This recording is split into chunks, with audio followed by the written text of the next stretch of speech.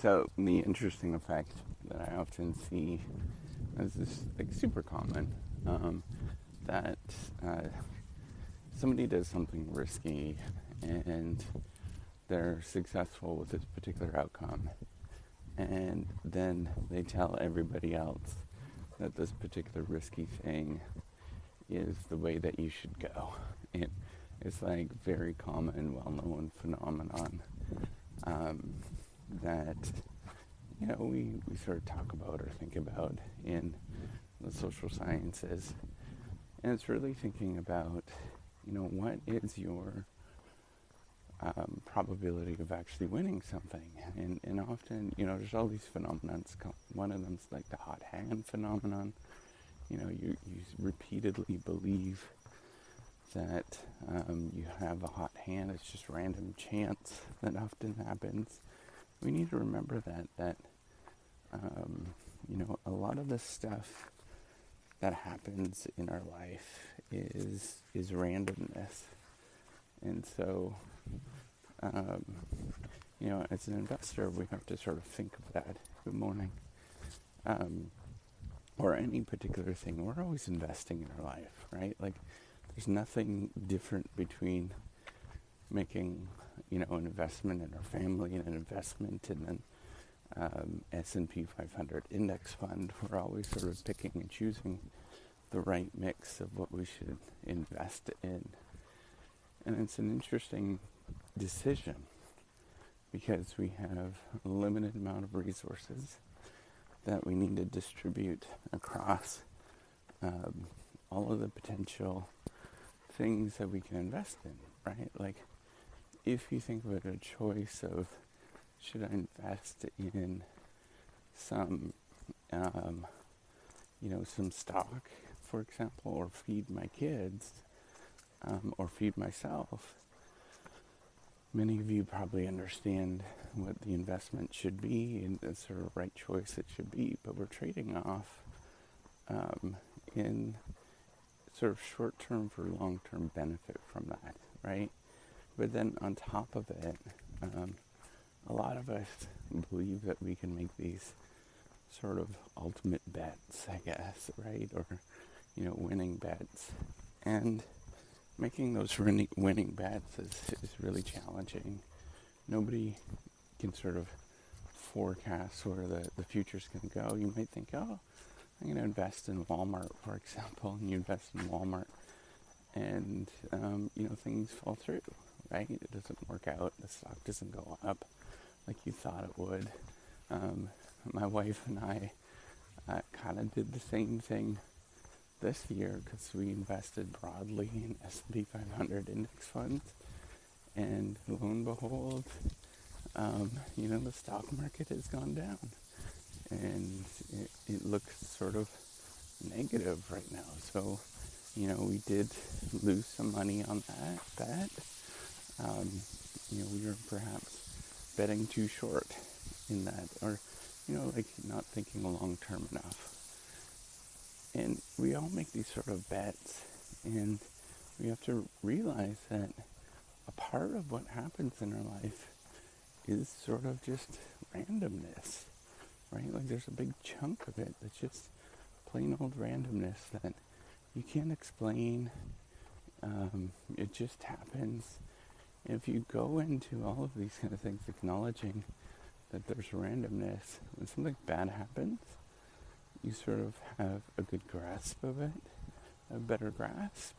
And when something good happens, hopefully you have a little bit of a better grasp of what's actually going on.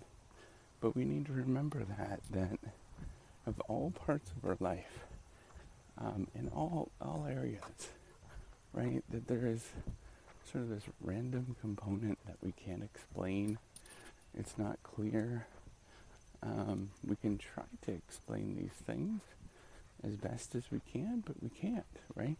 If you look at, to give you, example, we do what are called regression models, and this is explaining the amount of variance in any given human behavior. And if you did a regression model on one snapshot in time, and if you look at it, you're actually pretty good if you explain 20% of the entire variance. That's like, if you think about it, that's 90% we don't understand. Now, if you repeatedly do that over time, that sort of diagram or expectation changes, where you can explain like 50, 60% of the time.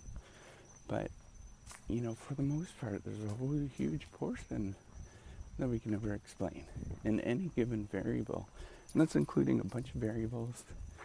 And if we have any given variable, right, like one variable, you're lucky to explain like 2 to 3% of what's actually going on.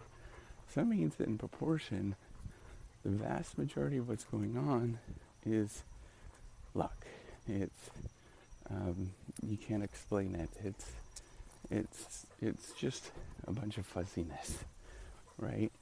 And we need to remember that repeatedly, that our life is dictated by just random chance. And with that, you sort of have, two sides. One of them being that if you make a poor investment, you invest in a person, you invest in a financial asset, a security of some sort, just chalk it up as like, hey, you have perspective with it, right? Your chances of persuading this thing is not going to be that big, right? In terms of where to go, you have very little influence. And then the other side is if something good happens to you, just acknowledge it for what it is. That, it was a lucky chance thing that happened in your life. And, you just got to keep sort of understanding that there's a lot of fortune that happens in our life, and a lot of misfortune that happens in our life that's completely outside of our control. And the only thing that you could do is, the only decision you could do is just keep making the tried and true good decisions that are, sort of stable, bring stability, sort of moderate risk decisions into your life, right? And that's the whole name of it. And that's where we should aim with all of this, is bringing stability in our life. The more that we can get things stable, the better off that we are in the long run. And so we need to sort of think about, how do we make sure that we are covering our bases, given that there's luck that happens or craziness that happens on one side or the other? And then how do you feel good about yourself when that actually happens? And I think if you combine those two things together, you're coping with the environment that you have in a sort of successful way.